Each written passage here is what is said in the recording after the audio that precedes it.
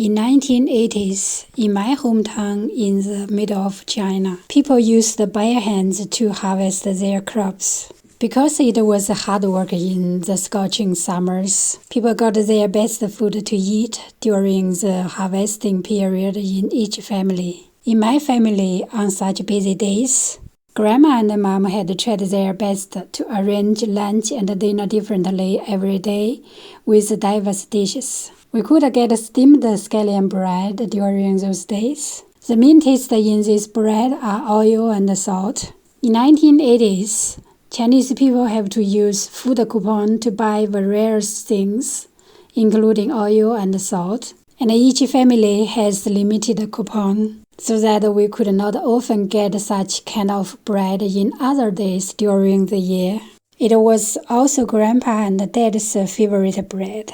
From time to time, they would bring some to the farm field in the afternoon. But for most of the time, we kids ate them, since we always felt hungrier than usual when we knew that we had this kind of bread nearby us. My mom learned from my grandma to use two kinds of oils to make this green onion oil, so that the bread will be tastier. One of the oils must be pig lard, which was harder to get than normal cooking oils at that time. That's why when most of our relatives were guests at our home, they would ask my mom and grandma for making this kind of bread. It made them very happy, and they were so proud of this. My dad worked far away from home. He always got this kind of bread when he came home every time. It requires 15 minutes for steaming the bread. It smelled so good, just like Mom's and Grandma's.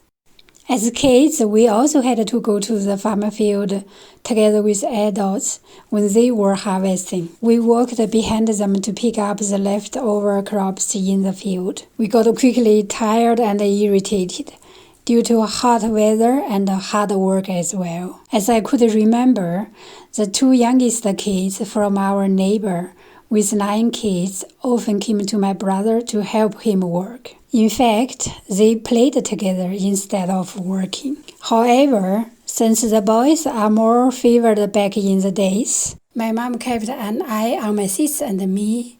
We had to work as hard as they did. But as a return, we got more this kind of braised pork as lunch or dinner, since Grandpa and Grandma didn't like it. You have to boil the spinach first and to blend them well afterwards, and then to mix with the flour to make the dough. In the past, my mom and Grandma used the rolling pin to mash the cooked spinach. It took them a bit longer time than we can do nowadays. This is the exact way what my mom did when making noodles in their scorching kitchen.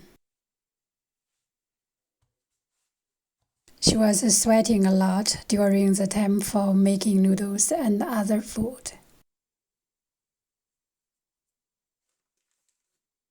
She could not have anything from time to time when we ate food together, as she was too tired.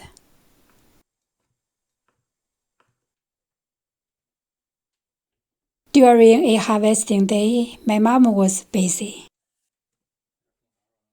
She needed to go to the field with us, plus she had to help Grandma making food. Grandma had small-sized feet from the old days, since it was the beauty standard back then. But on the other hand, she could not move so much. My mom had to come home to help with the most of it when it was time to prepare lunch or dinner. We often had spinach noodles, as Grandpa had a small garden with vegetables, where we could get a lot of spinach from. I always think that noodles with this green color are so beautiful.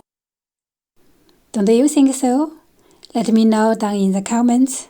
This coriander is one of my dad's favorite flavor when eating this kind of noodles. But my grandpa and mom were not a fan of it. We could get this kind of food more often as lunch, so that we had energy to work as hard in the afternoon. And afterwards, I got to know that Grandpa and Grandma also like this braised meat, but they acted as they didn't like it in the past, so that we could get more. I was touched very much when Grandpa told me about this later on, when the situation became better in my family.